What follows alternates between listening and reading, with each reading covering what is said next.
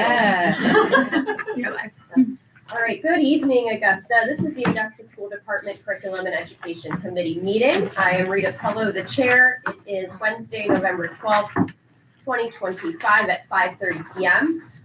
We have a full agenda, so we'll start with our first item, which is a call to order. So we'll introduce everybody that's in the meeting tonight, and we'll start to my left. I'm Muffy Wilson, Board Chair, ex officio member of the committee. Susan Parks, Ward 2, member of the committee. Stacy Fortunato, Ward 1, member of the committee. Charlie Hicks at large and terribly interested in the subject tonight, but not on it. Caitlin Rodriguez, Director of Technology Integration. Mike Tracy, Superintendent of Schools. Shelby Thibodeau, Assistant Superintendent of Schools. Heather Pelletier, Special Education Teacher at Gilbert. Krista Smith, Special Education Teacher at Gilbert. Janine Ross, Business Manager. Great, and then we'll go. Michelle Werner, Administrative Assistant. Wendy Jorgensen, Director of Population Health for Maine General. Emily Glenn, I am the Youth Community Health Worker and Nicotine Counselor through Maine General. Kim Luscombe, Principal of Coney. Heather Goffey, Principal at Lincoln. Abby Folsom, District Police Coordinator. Brian Newark, Assistant Principal at Coney. Erin Hartel, Principal at Gilbert. Jen Watson, Assistant Middle School Principal.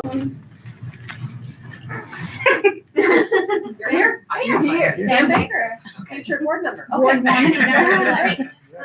And Tina McDonald, Principal of Hudson. So, man. We got one over here in the corner. I'm sorry. I missed the interim special ed director. Thank you, Hiding in Misty. the corner, sorry. No, hiding in that's the great. Awesome. So, I'm just gonna sit on the floor. How's that? check this out. Caitlin Rodriguez, Director of Since Technology. It's the vibe in this room right now. Even my own technology is giving me trouble. This is the unexpected error. I know we'll start with Falcon Cafe presentation, so I want to welcome Heather and Krista to get us started. Sure. So we're here today to share a project with you guys that we started at Gilbert a few years ago. Something that we're both very passionate about. The kids love, the adults love. So we hope that you guys will love it as well. So we all know that when we came back to school from COVID, we knew that we were going to be receiving a different group of kids than left us in March of that year. So we followed the district's lead when they came to us and said, our focus when we come back to school is social emotional learning, executive skills functioning, do what's best for kids, right? Reestablish safety, have kids get comfortable being back in school, being back around other kids, strengthen connections between staff and student. That was so important. They had been out of school for so long. What can we do to bring them back together, make them feel good, and strengthen those connections at their safe place? And the other thing was to encourage consistent attendance. That was an issue that we had during COVID. When we came back, that issue didn't go away. So what ways could we in the school as teachers encourage kids to want to be at school every day? At that point, Shelby Thibodeau was the special ed director. So she came to us as teachers and said, how can you reimagine your teaching strategies? How can you explore project-based learning? How can we provide these kids with experiences that they have been lacking for so long? And also to increase student engagement. So while all that sounded great, That sounds really simple. doesn't it? So while that all was amazing, we were still tasked with providing all those meaningful lessons and providing and ensuring that our students were meeting their IEP goals.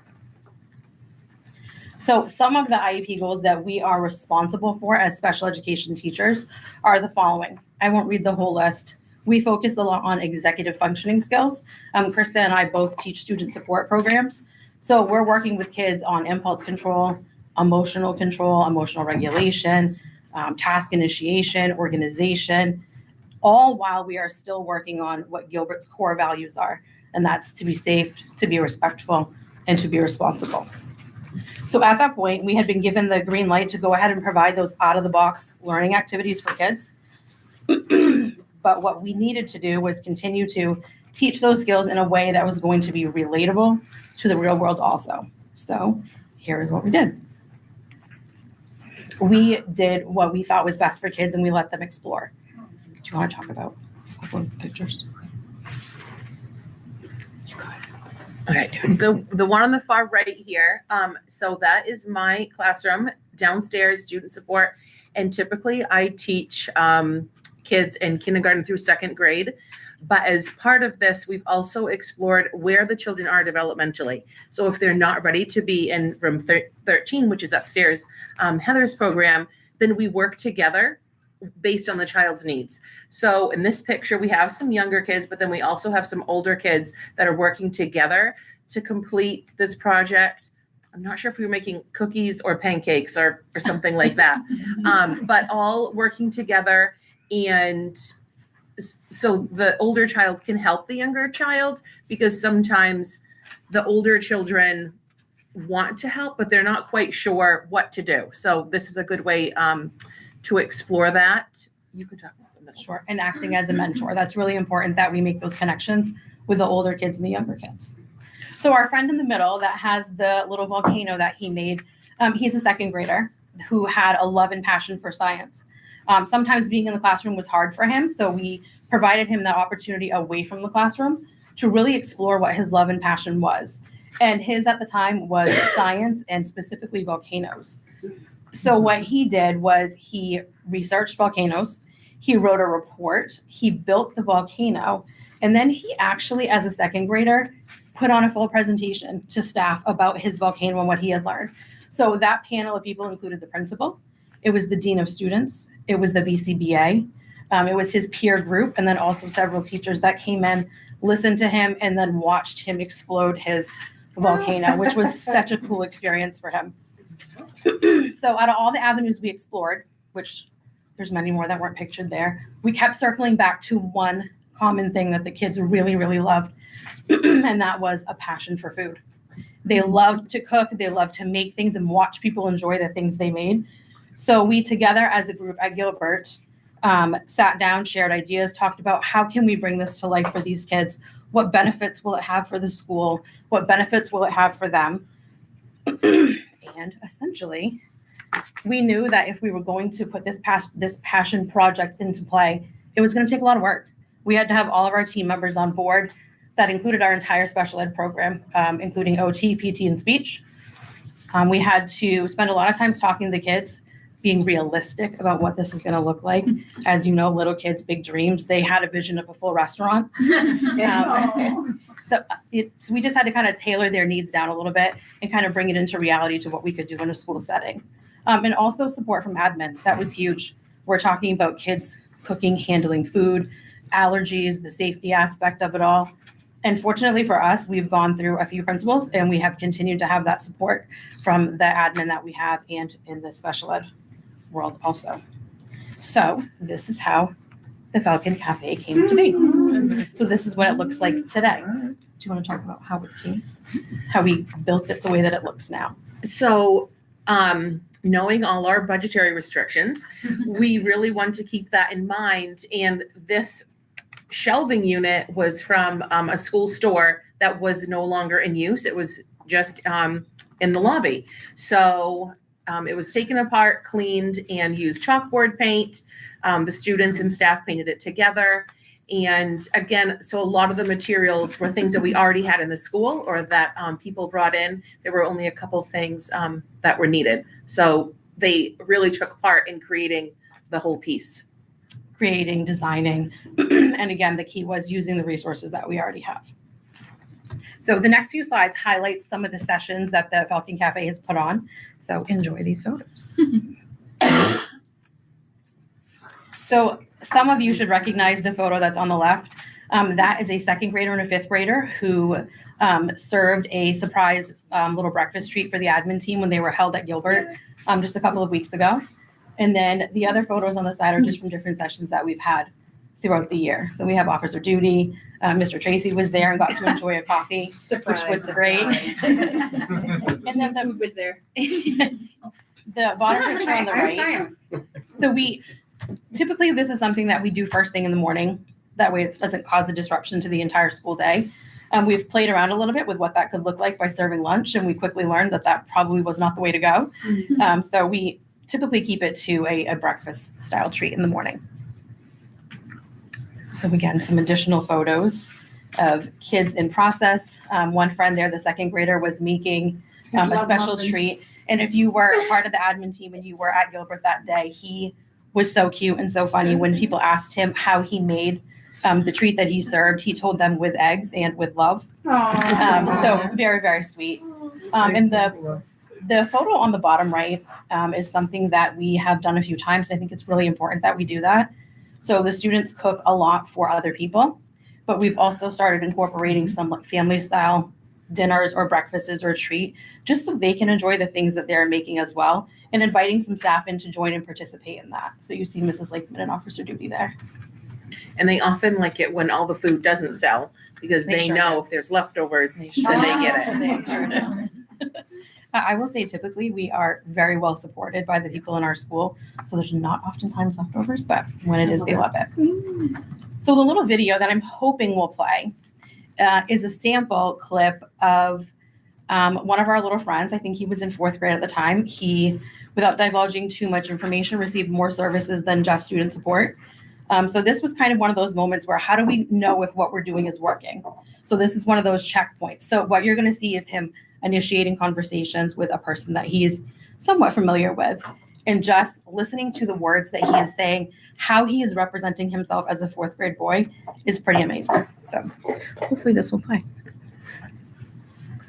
Oh, Let me make sure we're good on. Optical receiver, that's fun. I don't know what that is. It's probably down there. No. I would, yeah, don't touch anything there. It might take it off. Is your maybe your volume doesn't Try matter? your volume.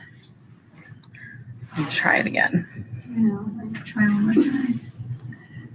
Just click it. I know that thing is like right in the middle of it. There we go. Okay. Okay, keep going. If there's time at the end, I'll come back to it. I'll Okay, try because and there's get your several volume. cute little videos that I hope you guys get to see because Okay. it truly highlights the courage and bravery that these kids have talking to these adults, and just some of the other cute things that happen. I'm gonna throughout try for a this. second. Well, you can kind of see already he looks very relaxed. He's very open to the conversation, and yeah, he's engaging. So those are all really important things right there. With all of the things that are happening around him. Exactly. Okay, so once she's seated, I'm gonna wind it back a little bit so you can hear the whole thing. He does talk quite fast, so. All right. I don't think this is doing anything. Hit your volume up over there too. I think it's, There we go. Okay. okay, so this is really loud, I apologize. All right. We'll start and then we'll go down. Okay.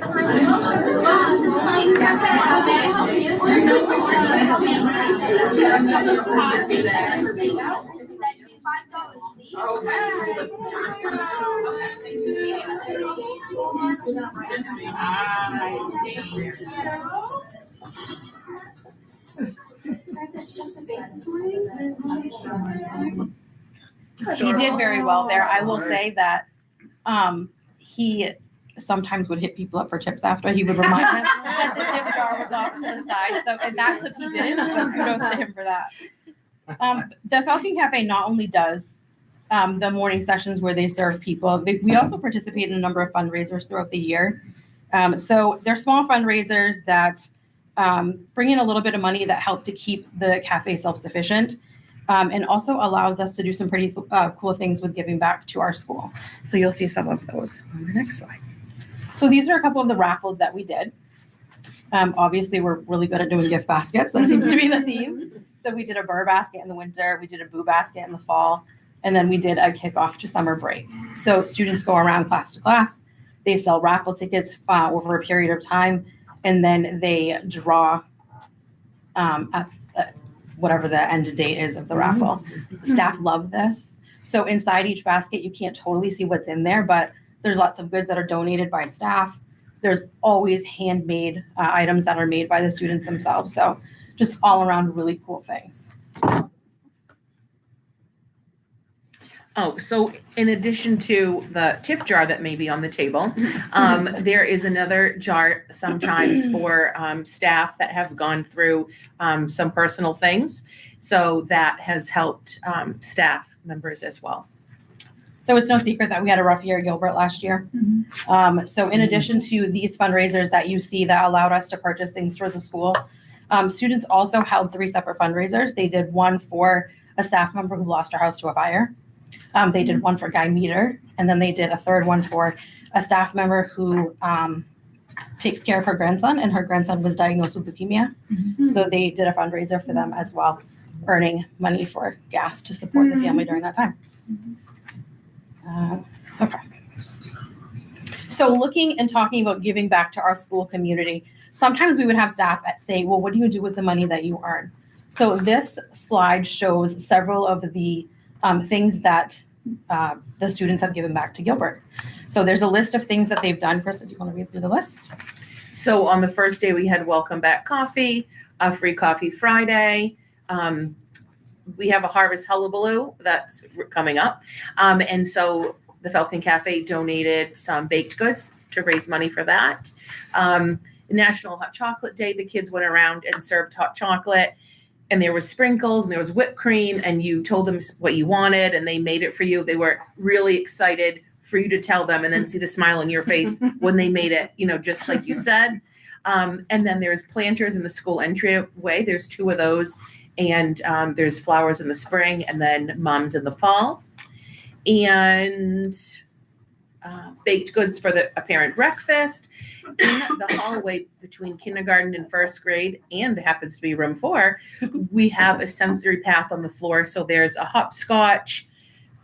There's a turtle with numbers that you step on. Then there's one that looks like a balance beam. So the Falcon Cafe sponsored that. And some gardening supplies. There's another picture up there of the gardens out back that multiple grades and classes help participate in. And then another bake sale that we had. So the picture that's on the center and the bottom is a student of ours that we had last year. Sadly, he's moved away. But the beautiful bouquet of flowers that you see him have there are all flowers that we grew in our garden. And that was a beautiful bouquet that the kids made for the principal for Principal's Day. So again, using our resources to give back to the school. So the next slide was probably the funnest thing that we've done at school. So again, we have an incredible staff that supports the kids through this venture. So we were thinking of other ways. How can we give back to the staff? How can we show you that we appreciate everything that you do? It just so happened that we, on staff, had a teacher who had their own food truck. They owned their own personal pizza food truck. So they were kind enough to bring the food truck to school. And we were able to put on a really cool event for the teachers during Staff Appreciation Week. So beyond serving pizza to all the staff, there was so much behind the scenes that went into this. So we had students that had to fill out applications. They had to apply for the job they thought they wanted. They had to come in and sit before myself and another staff member and participate in a full interview. And they had to sell themselves. What are they good at? What are the areas they need to work on? So they ran the full gamut of what it would be like to apply for a job and get a job.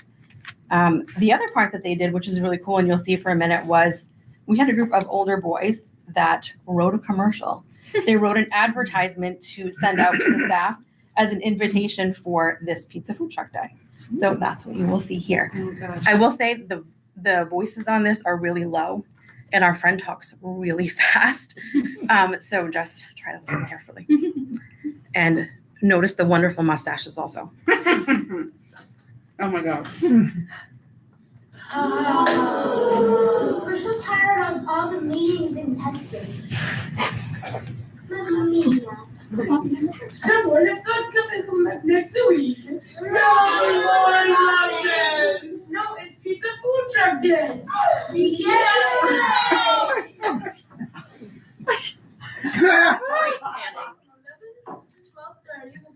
Will be serving pizza and cookies and water. Bon appetit! I think we had an amazing turnout for the pizza food truck day. Again, it was not anything the teachers had to pay for. It was just a thank you for all you do. Thank you for supporting us in this venture. So here are some photos that just show the kids in action that day, doing the different jobs they had. We had kids actually making the pizza. We had kids that were greeting people when they were coming and taking orders. And then that was our crew on the bottom who made their own shirts so that everyone looked uniform. Because when you go to a restaurant, people are in uniform, so you know who the waiters are. So that was some of the ways we gave back to our school community.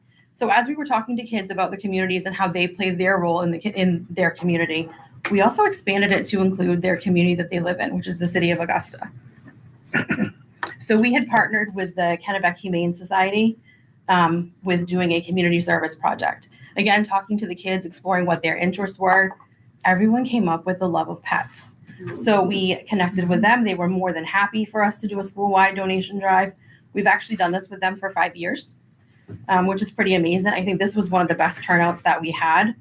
And this also allowed us to make another connection with the city of Augusta, and that was with Officer Judy and also with the Augusta Police Department. So we had, at that time, we had Animal Control Officer Fry come in. He talked with the kids about what his role was, what he did for a job, and how he supported the city of Augusta as well. And then Officer Judy and Officer Fry were amazing and delivered all of the donations that we had collected to the Humane Society. The photo that you see on the right was actually put on the Humane Society's Facebook page. All right. So in conclusion, we asked, you hear from us what it means to us. We hear from the staff members sometimes what it means from them, but we wanted to share with you all in some of the kids' own words and a staff member just what the Falcon Cafe means to them. What is your favorite thing about the Falcon Cafe? These people walk by. And how does the Falcon Cafe make you feel? And then here is the point of view of a staff member. The Falcon Cafe has been an incredible opportunity for our students here at Gilbert. It has helped with their confidence and self-esteem by making connections outside of their classroom. It has been such a joy for Gilbert School. And the last one, this is a 5th grade friend. What do you like about the Falcon Cafe? The Falcon Cafe is fun, and you get to make things for the teachers, and you get to know them. And we made these for you. So when he says we made these for you, the kids did just that today. They made you all a treat to share when you are ready. So please enjoy this later. I'm probably gonna need those about 9:30. So it is a basic sugar cookie, and then he added a little sprinkle of love on top for you. So we, in conclusion, are just wrapping up with some final photos of some of the events that we had. So the just popping by to welcome back to school was the cart that the kids went around with during the first week of school, just to say, hey, we're glad you're here. We hope you're glad we're here. And here's a little treat to celebrate everybody getting through the first few days of school. And that is all. Oh, amazing. It is amazing to see how this has evolved. Where it started and where it is now. Like it's Absolutely. It's awesome. So if I can have 1 minute of your time, I just wanted to ask the admin team, you guys all got to come to Gilbert. You guys got to experience it firsthand. What are your reactions? What's your feedback from what you saw? It made my day. It did. Yeah. Yeah. It caused you to pause for a second. I mean, I was walking, I was like, we got a job to do. We're doing X, Y, and Z, right? But like to pause and just have a conversation with kids was so nice and refreshing. We should have sent a thank you mail. They would love it if you did. Yeah. Just saying. We will. It would I make them can't wait feel for really all. good. Yeah. Well, It was thank you nice. all for your time. Oh my gosh. Thank you. So this is an open invite. We always conduct the Falcon Cafe the first Thursday of the month. So if you are at Gilbert, give us a heads up just in case. But the first Thursday of the month. What time? We do it between 8:15 and 8:45. Amazing. First thing in the morning, just a nice way to start the day. Yeah. Thank you. Absolutely. Thank you so Thank much. you all. Thank you. so much. So well done. Inspiring. Very cool. Talk about that all And they all learned day, to but make we'll that's move a on. big deal. I mean, Otherwise the it'd be must cake. have is one Yeah, piece that work, will but the eat your accents. Cafe, Oh. yep. Cafe. All right, a little bit less fun of a topic. But Thank you all for having us. Thank you. Thank you guys. Thank you. What do you want? Chris? why don't we have our special folks come join us? Right Yeah, second. no, no. The camera might not pick you Might up. not, unless you, I feel like that's. Maybe. Maybe. Yeah, and Chris, do you have a seat or find yourself a seat? Oh. Chris. Definitely. I won't come myself. Congratulations. I've just been like eating apples. Kim, you want these ones? Yep. Yeah, you want to see them. It's a great program. Okay. Alrighty, we're going to now move on to our next agenda item, which concerns the Maine General Medical Center Tobacco Vaping Social Services. So, Ms. Liscombe, please take it away. So I'm joined here with some amazing people that introduced themselves already, but basically, as you know, we partner with various community agencies to help provide services for our students that they may not be able to access on their own. And so we had the great opportunity to be approached by Maine General, who are interested in partnering with us related predominantly to issues related to vaping, which is an epidemic with teens around the country, and other substance abuse issues. In the past, we've had a partnership with Kennebec Behavioral Health related to substance abuses, but we are thrilled to look at this possibility. And I was just going to have Nurse Abby talk a little bit about like your introduction, and then these guys can talk about what they're going to be doing or would like to do. So I introduced myself earlier, Nurse Abby I'm from Lincoln, but I help with the school-based health center. I'm the district nurse coordinator. So I just wanted to show up here today in support of this project. I think we have a huge need for, vaping and substance abuse in this population, and especially we have, our school-based health center, which is fabulous. But there's an entirely different need, I think, for this specifically.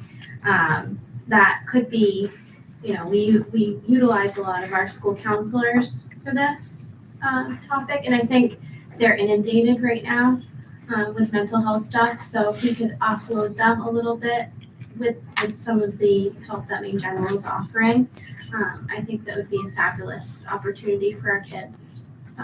And then just before they speak is our student services student services leadership team. It meets monthly to talk about barriers for students. Met and talked about this and are in full support of this moving forward. And so Mike thought it would be a good idea to bring it to you guys and see if you're on board. And then I'll introduce these guys to talk a little bit about the program. Sure. I'll just start us off and then kind of hand it over to Emily. Emily's our youth community health worker and has been doing this work in some of the schools in the area and in conjunction with the Augusta Teen Center. And, one thing I would just say is, for Maine General, we have the opportunity to have this program funded by the Peter Alfond Prevention Healthy Living Center. So we have endowment funds that cover the work of our community health workers. So, this is something that, Maine General will be donating as services, to the school. We have the funding to support Emily up to 2 days a week, sort of to be on site to provide these services. And so I think it's a great opportunity for us to collaborate to improve the wellness of our community, because we know that these kids are at risk, and it certainly serves our mission and hopefully serves yours as well. But Emily's been doing this work, so you want to talk a little bit about you and what you've been doing? So I'm Emily again. So I've been doing work the past couple of years, mostly around nicotine, and I am a certified nicotine specialist through the NADAC and the National Certificate in Nicotine and Tobacco Treatment. It's a mouthful. So, and last year I was at Marana Cook and Gardner High School, and I worked with kids on quitting vaping, nicotine products, whether it's like the pouches that they use, the vapes. I worked with about 30 kids last year, and I was able to get a pretty good portion of those kids to either fully quit or just limit the use, which was a huge win because they suck on those things like they're like candy. A lot of the stuff I did with those kids, I did individualized treatment plans with them. We talked a lot about the consequences that you can see right now, not like the lung cancers and all that stuff down the road, because that wasn't something that hit them. It's, the acne and the teeth and all that. I do work at the Augusta Teen Center with Dr. Maloney. And one of the things that I see there is like, the kids come in that are suspended, they're vaping, they do the program at the teen center, but then they go back to school There's no follow-up. And I'm able to build really good relationships with these kids.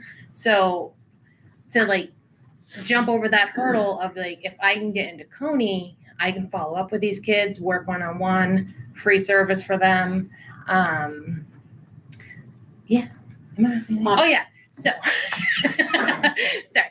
One thing I'm not going to do, I'm not going to be giving out like nicotine replacement therapy, like the gum and the patches. That's not my role. That's something that their primary care doctors would have to do. But I'm not going to be passing out nicotine gum in the halls. Be like, hey guys, come here. You know, not going to be that person. And the other thing is it would be similar to some of our other contracted services like family planning, where a parent would have to agree to be able to participate in this program.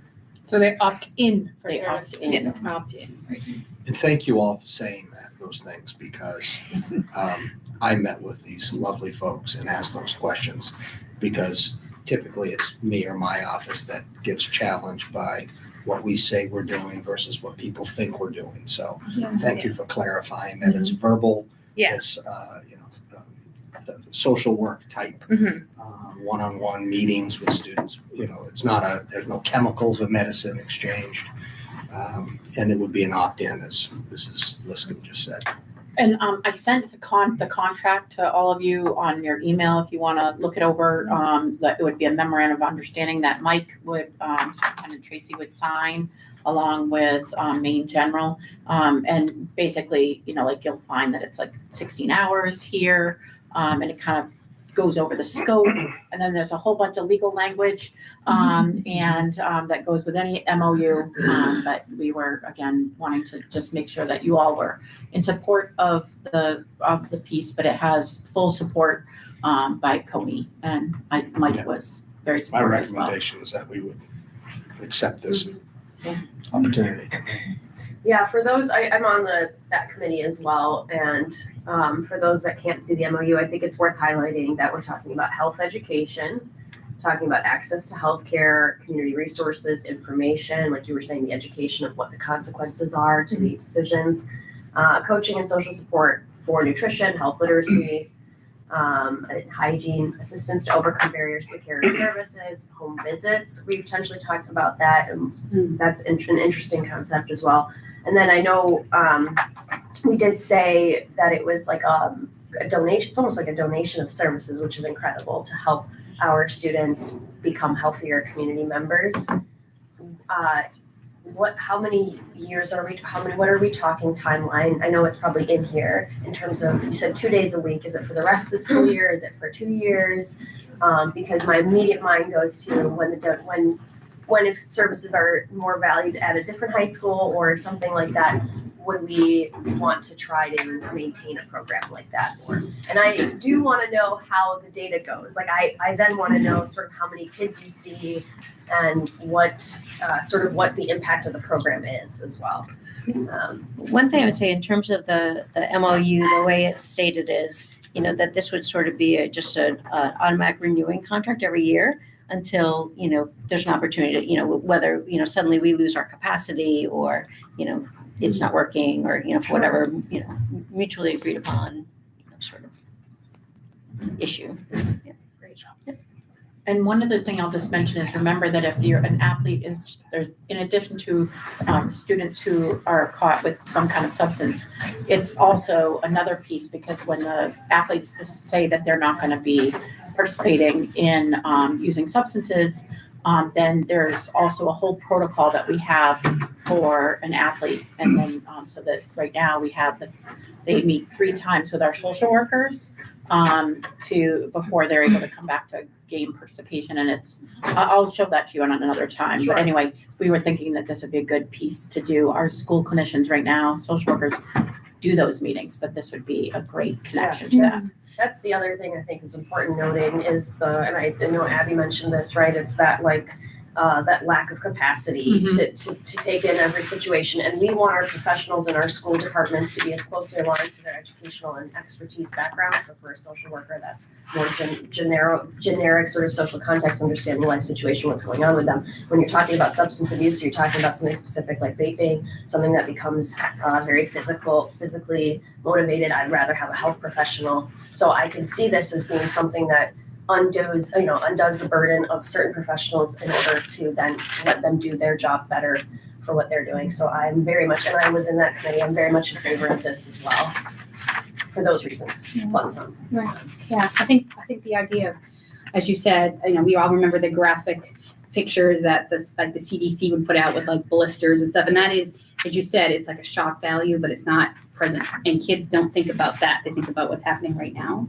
So I think that makes the most sense, is to meet them where they're at. We just talked about that with Falcon Cafe, and working with their strengths instead of their weaknesses, but also knowing that they have a consistent person to go to.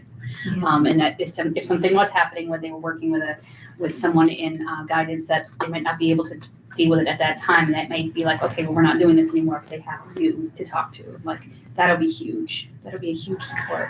And I really appreciate the whole family approach too, because I think you can't do it alone, especially if you're young, and if you're not, you're dealing with it at school is one thing in front of your peers, but if it's a different atmosphere at home and being more either very open about it and accepting it, and they're like, go do whatever you want, or it's very much you don't and you're hiding it, and those things set you up for failure. So I really appreciate that this is going to be a great partnership, and I think it's going to be a great thing for students, staff, families, our community. The whole piece keeps going on. I just want to say one more thing. Our A2, our alternative suspension program, has been invaluable with dealing with this issue as well.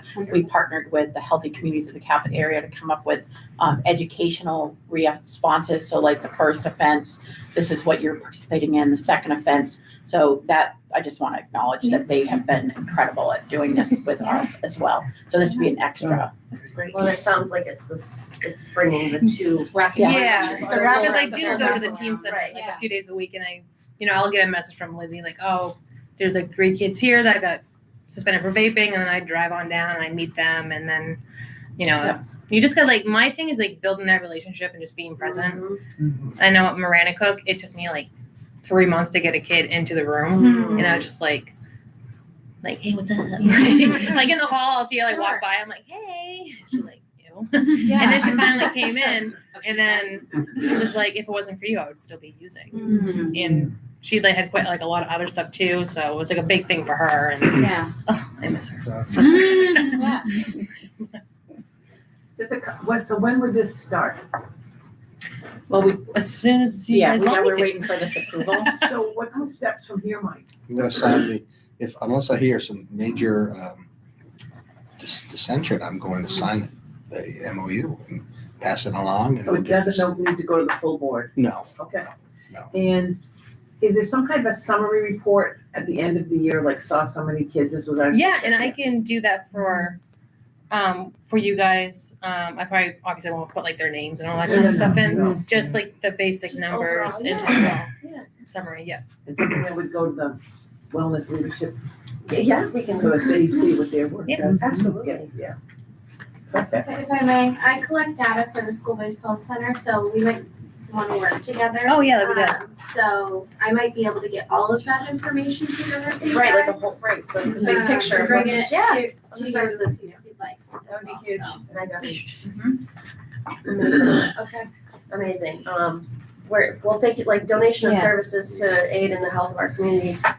Thank you. Thank you. I don't know what to say. There's a lot to argue about in this world. I'm not gonna argue about that. So, do we need a No, vote or? I probably should, just a quick second. I sign MOUs and interlocal agreements a lot. Yeah. When it's something of community political substance, or maybe our school-based health center seems to be like one of those hot topics.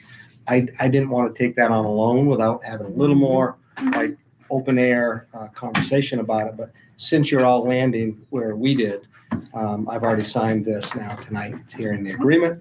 And Kim will take care of this. And here we go. You just saw it happen. There we go. Perfect. Thank you. Congratulations. Exciting. It really is. Don't forget a cookie made by Young Yes. Children. There you go. Thank you both. Thank you. Thank you. Thank you. Thank you Appreciate it very so much. We appreciate it. Look forward to it. 30 seconds and let's transition to our next You guys, so we'll be. agenda item. Thank you guys for being here tonight. Thank you. Thank you. very much. Thank you. And for your services Thank you very to our much. community. exciting.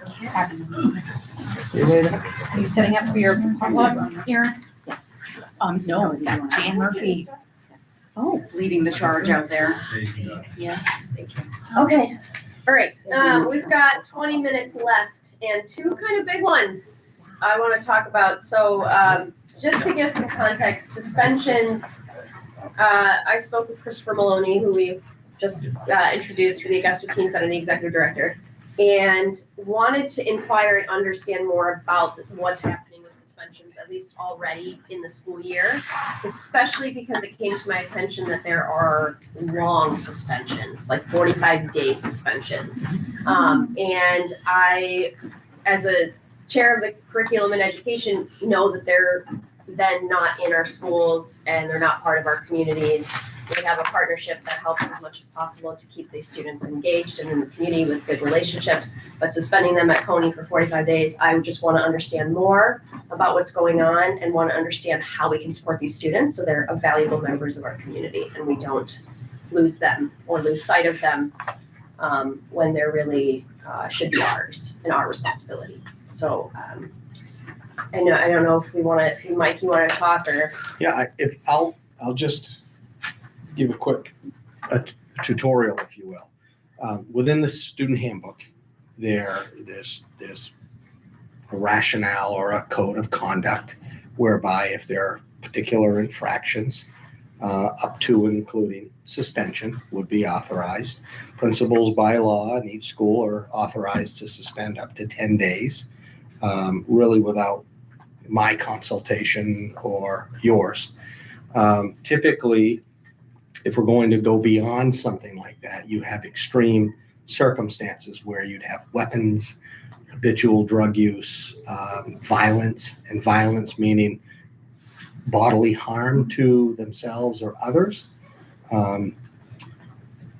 So that would be where we would be looking at a suspension longer than 10 days. Now, I don't mind saying that really what's happened in the reason that in between thing has developed is because in my tenure as assistant superintendent, we had no less than 5, maybe 6 expulsions in 2 years.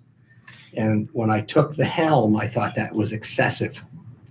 And so we worked when Dr. Watton was here last year with regard to one incident where actually we partnered with the Teen Center to develop with parental consent and our school attorney's advice to develop an interim plan, a pre-expulsion plan, a 45-day, let's take a break from the high school and do your alternative placement that's agreed by all parties at this other setting. And in our case, we're thankful to have this partnership with the Teen Center. So that's the kind of thing we're talking about tonight, not your typical suspensions. I'm sure Mrs. Liscombe has more data and details about that, but that's high level what we're talking about. Now, if the board were to say, be unhappy with that particular arrangement, we certainly could go back to the former policy where you have traditional 10-day suspensions that are authorized under your handbook and policy. And then if something excessive happens, we move right back to a recommendation for expulsion. I'm willing to do that if that's the board's preference here. But I just wanted to let you know sort of the rationale change. That's why you didn't see expulsions last year. We had a couple of incidents that really were headed in that direction. And Assistant Superintendent Watton at the time with Coney administration with third party, sort of came up with these, I call them pre-expulsion plans. And I think that happened with one incident last year and one incident this year. And they'll talk more about that if you have specific questions. So I think that's what we're talking about. And I know that we've started looking at with the dropout prevention cabinet about our number of suspensions, what students are suspended for. I'm starting to collect all that data right now to be talking about in that group as well, along with the chronic absenteeism. Because what prevents, like if a student gets suspended for 45 days, what prevents them from just dropping out and giving up? Like, is that? So students typically that I know of that we've had students with 45 days is a student who receives special education services. And so we have to offer tutoring And so they receive tutoring, we've done Adventum, we've done. It's only students that we can do 45 days with Right. is a special ed student.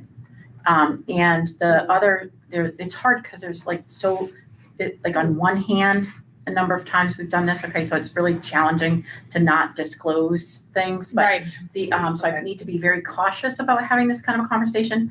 But as Mike shared, sometimes parents refuse to have their kid come to Coney, so then we've been able to partner with the teen center to try to find another alternative. And so that's a creative solution for, that wasn't anything to do with the suspension. So again, trying not to disclose more information that would identify the person. Two clarifying questions on that. So am I understanding that only kids who are special education kids get a 45-day alternative suspension? Yes. No, not No. alternative. Okay. Alternative to suspension is the program. No. I mean, when it's a 40 alternative, Yes. what'd you call No, it? Like, legally- alternative No, Alternative placement. Yes. legally, what happens is that those infractions that a student would get a 45-day suspension for, if they are identified with special education, could be, if a student did not receive those services, could be a student who could be easily expelled. Right, and I want to put the special education students aside for a minute. Right. So if a regular, with no IEP or 504 or anything else, is on their way and it's a 45-day alternative? No, we wouldn't do a 45-day for anybody other than special education. Now, if a parent requested it, I get it. if a parent said, I do not want my child to go to Coney anymore because of they have drama with kids there. Okay. So this is a regular student, okay. Then we're trying to figure out what things could we do to try to help them. We have an incredible partnership with the teen center, like maybe that could be an option for students. We have not really done that other than expulsion in the past. So we were looking into how that might work for this one student that is has some challenges at school. I don't know if I'm necessarily going to tell you that I think this is the best idea in the entire world. We're just trying to find alternatives. So when if we need to go to expulsion and you say to us, what have you tried? Which you always ask, this is a thing that we tried. It's one more thing we've tried. Right, so we usually try a contact with a counselor. We try the teen center. The administrator talks to them. Like we have a referral to special ed if it's appropriate. Like we do all these different things to try to help support a kiddo. This is one other piece that Dr. Watton had used in a different school. So we consulted with our lawyers. Is this possible? We asked Chris if he was interested in doing this. He said, yes. In fact, Chris does this with other schools. So anyway, I don't know if you want to. Yeah, so just to be clear, this is not specific to Coney at all. In fact, Coney is much more precise and actually more supportive than any other schools have been. You guys do a much better job. We get kids just kind of kicked out at Gardner. We have a new one. New one just showed up today, and he's not really expelled. He's not really suspended. He's just kind of taking a break. Wow. And that can go on for months. Like they're just like, they don't ever get us. They don't even get us That paperwork. screams so much like accountability, like who's responsible for this kid? Well, I'm reluctant to speak about other districts in our meeting. I don't mean disrespect. I'd say about anybody, But- anybody, the yeah, accountability yeah. is huge, yeah. But I would say that we knew expulsion, I felt, was a problem in the past. And we tried to create a system Yeah. to support students prior to going to expulsion, particularly with 7th and 8th grade folks. And so the younger, all of those things are factors in what we talk about when we're trying to triangulate the best program for kids. And so, age is a factor. And the law, I mean, the law is very specific about those three things. That, And basically, when Christina Watton explained it to me last year, and then we got some legal advice on it, it's really, if you envision the reentry plan prior to the expulsion, you know how when I used to come in and I'd say, this is the reentry plan as the assistant superintendent, these are the things they did. We monitored it over 6 months, and here's after the expulsion. It's almost that in reverse order, where these are the courses you have to do. this is, we've got some mental health concerns maybe, and we would like to see some counseling. And there's, a variety of things that would be working in tandem with the teen center to be proactive with rehabilitating the student prior to coming back. Now, if any one of these students, and again, when I say, look, Mrs. Liston's trying to be careful because we're talking about 1 or 2 kids, when they come back to Coney, and if behaviors were to continue or XYZ, then we might be in a position where we would say, well, we tried that and now we're going to expulsion. That could hypothetically happen. And Still, I think we got really good at, because I honestly think if you look at our expulsion data, it's not excessive, even though I'm just going to say in my 16 years, I want to say that we have expelled maybe 8 over the years, 10 at the most. I mean, we're not, I just want to say that right out there. We do not use it as a strategy. It's the last thing that we do, but I think we've got a real oiled machine on the reentry plan. I don't think we have this quite nailed down as perfectly as we'd like, because we'd like to do a plan like the reentry plan, but we're still just emerging into this. Right. And so this honestly, this one kiddo that's outside of special ed, this is the first time we've ever done it. So we've got to figure out the loopholes that kiddos can find that make it so that they might be lost. So you can get the 45-day outside of special ed? No. it's not that. Oh, The then what were you parent just talking about? requested. Oh, the parent requested to come up with something. I got it. That wasn't Coney High School. Well, the kiddo, it's just really challenging. Okay. So like there was an issue, we dealt with the issue. Parent thought that the issue would continue and wanted to seek alternatives. Okay. Alternatives weren't available. And so what other alternatives are available? So we brainstormed that maybe we could partner with the teen center. And there's been some ups and downs on that. I don't think that's a seamless plan yet. And I want to add to Mrs. Liston's point here. Hypothetically, let's not talk about this being a case, but hypothetically, if it were a case, we're talking about things of excessive, like fighting, bodily harm, perhaps injury to a staff member. Right. That's what we're talking about. We're talking about high level concerning things that we would be looking at expulsion if they were to continue. So that's what we're not talking about those typical 10-day, within the 10-day Right. suspension stuff. And I think I can speak for myself when I say that we don't want more expulsions. Like I'm grateful that this administration is moving outside of that paradigm where it's sort of like that's where, because I remember a lot of expulsion meetings. I do remember that. However, I think for me, my concern is that 45 days almost is void of school completely. And so when we talk about those reentry plans, when we talk about like the systems of support for those kids, are they there from that time of suspension? Because I assume you will lose those students in terms of going back to Coney, graduating, being an alternative ed program, finding a community here. That's my concern, is that one thing about those expulsion hearings is that they have reentry plans that I saw physically where the checks, does the 45-day plan have can we figure something out where we are not penalizing these students and expelling them, but they have support so that they can, because if they're fighting and if they're at the end, and can we still catch them before the cliff? And that is, for me as a school board member, that What's the plan? is an important question to ask, I think. Susan. Well, no, actually, Stacy had her hand up. Oh. Okay, Stacy, go ahead. Thank you. So my question, I feel like, and maybe this isn't true for all expulsions, but I feel like sometimes the parent involvement isn't really coming up toward the end. It's when it's becoming reality and they get the notification. So I'm assuming with this plan, the parent engagement starts immediately, and there's much more time for families to be engaged and be part of that solution, as opposed to an expulsion where it feels like it isn't. If they want to be involved. If they want to be involved.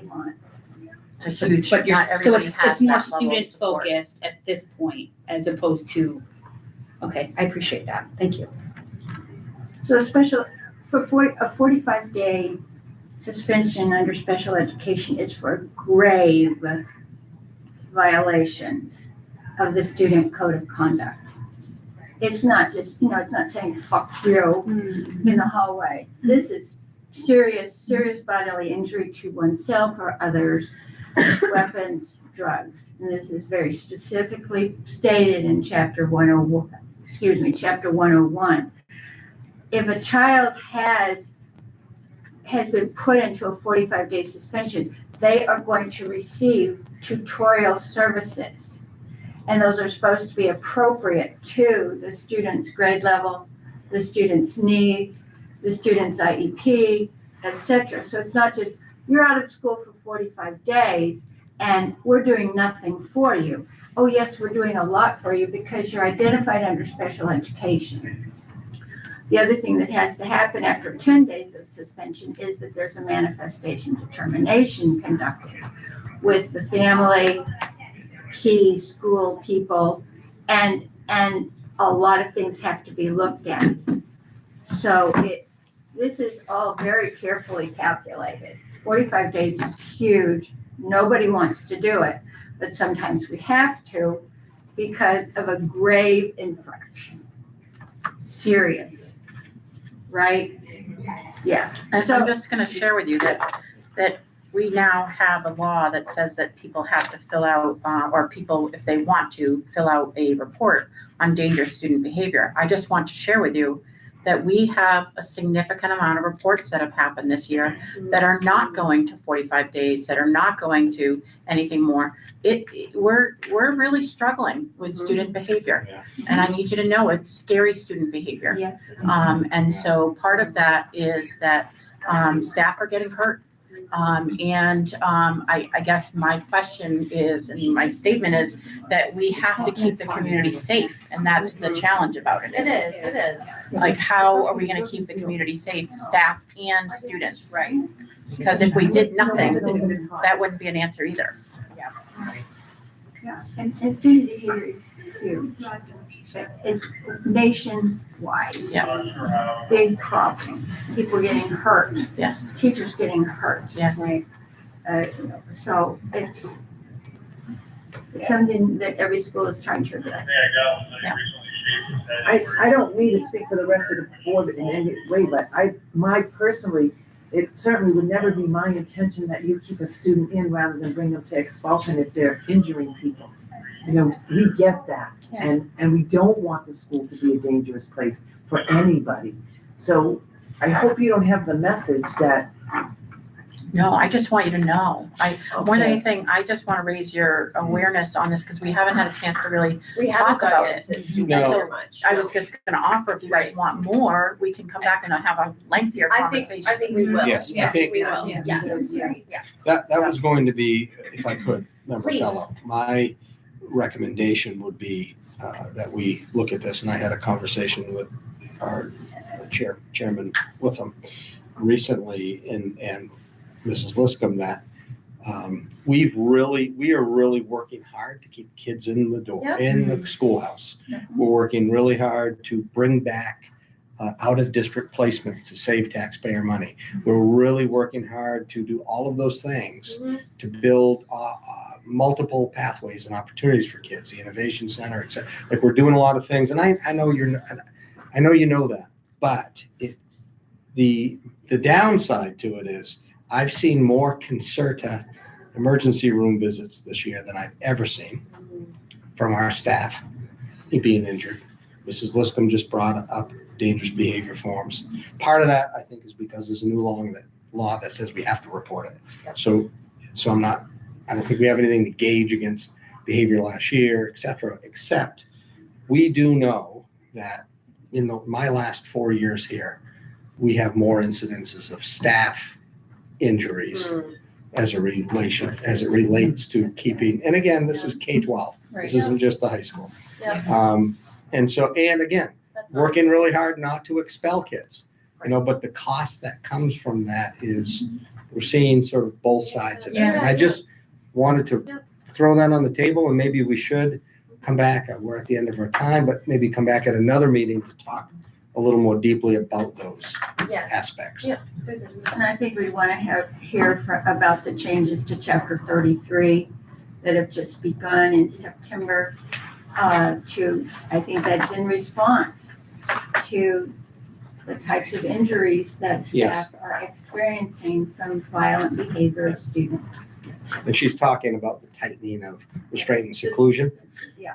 Rules and around restraint and seclusion. So yes, we certainly can have a deeper conversation about that. Yeah, and I think document. I mean, not only just for our own purposes, but to understand the trends, the numbers, the reasons, because then we won't talk about individual students, we'll talk about the behaviors, which I think is what's important here underlying, because I know you guys have done a lot of work to keep students engaged, alternate pathways to graduation. I just want to make sure that our partnerships, our students that are most vulnerable, have the process in place that keeps them, as much as possible, keeps them in a place where their whole life then isn't, gonna falter from this. If they can learn from their mistakes, if they can go through a program, those are the kinds of things, right? So I know there's been a lot of work to do, but I really did want to talk about student behavior. I wanted to talk about suspensions, because we know that, we also know the city cares a lot to understand and know which students aren't graduating and why. So I think this is all, right? When we know it's behavior, or we know there's been violence, then that's documentation we have to understand and explain it, as opposed to, well, that kid was a problem, so we found somewhere else for them to go. And I know that's not what's happening, but people can easily assert that. So I think it's important for us to be honest or hear about what's happening, and to just, to know what the real root causes are. Yeah, Susan, go ahead. Just one more thing. Yes, I'm very concerned about the students. And I am concerned about the staff. Yep. So we've got to figure out things for the staff to be better prepared, report things more earlier, or whatever it is that we can do, because all the people in school need to be safe. Yep. Thank you. That's it. Agreed. Yep. Yeah, schools have the challenge of being the public. So we appreciate that you guys work towards. Brian brought our behavior rubric. I don't know if you want to just quickly, if you could take 1 minute just to have this for the next time we get together. I think what'll happen, we'll definitely talk chronic absenteeism. Where's Shelby? We'll table that for December. Because I want to talk about chronic absenteeism in more depth. This can also be on the agenda. I don't remember what else is on the agenda, but we can move this to December as well to talk more about the behaviors. I want to understand what's going on for sure and be able to help you guys. Just a quick thing, the Dropout Prevention Committee met a couple of weeks ago, and chronic absenteeism is a huge topic for us. And I went to a session at the Maine School Board Association about that, and the state is actually working on a chronic absenteeism policy. Yeah. Right. Agreed. Great. Okay. Well, with that, our meeting will table chronic absence. Do I have to vote for table? No. Okay. We'll adjourn our meeting. Thank you. Thank you.